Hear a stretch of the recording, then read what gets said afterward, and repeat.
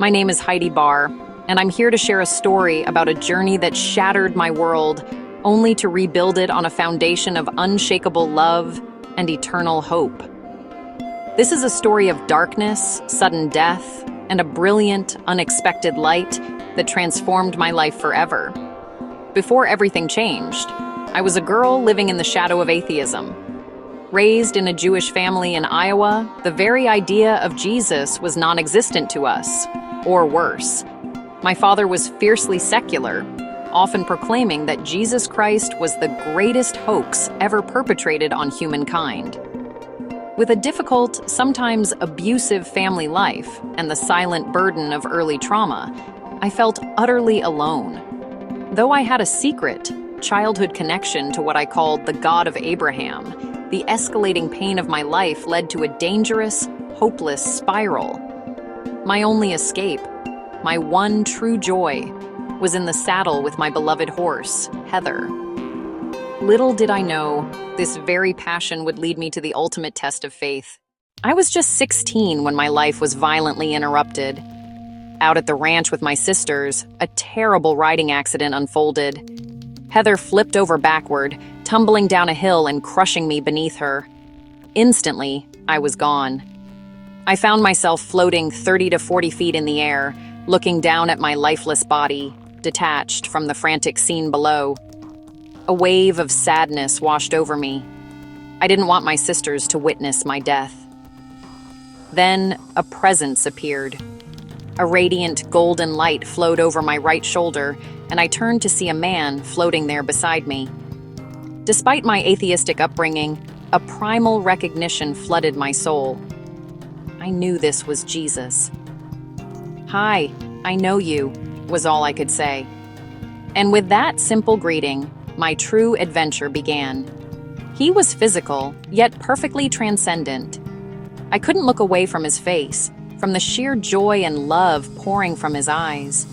I just wanted to stare forever. In the moments that followed, Jesus gently guided me through a review of my life. As I watched, the most astonishing realization dawned. He had been with me the entire time. I was never alone. Every moment of crying, every instance of joy, he was present. I even saw him perform a hidden act of grace, rocking me to bed at night. I remembered those nights as a child, feeling wrapped in the warmth of a cloud, my bed swaying back and forth, knowing it was God comforting me. Now, watching Jesus do exactly what I had pictured, I knew the beautiful truth. It was him all along. All my lifetime questions about my suffering, about the whys of my pain, vanished. Everything suddenly made sense. I realized that even through suffering, God was with me, and there was a purpose to it.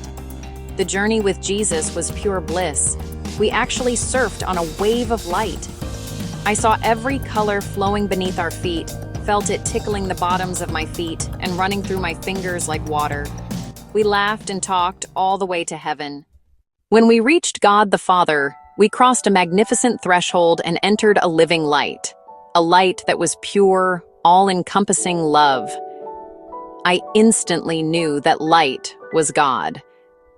The next thing I knew, I was sitting on God's lap, an experience that was both God and Jesus, separate yet one.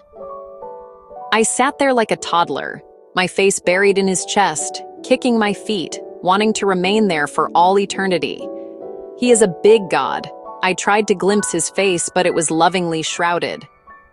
From his lap, I was given a glimpse of heaven. Though I was nearsighted on earth, there I could see perfectly, looking across an infinite universe. I saw grass, every single blade in a massive meadow, and the most remarkable thing was that I heard the grass singing. It was singing the praises of God. I saw flowers and groves of trees, every leaf quaking, all moving in time to the song of the grass.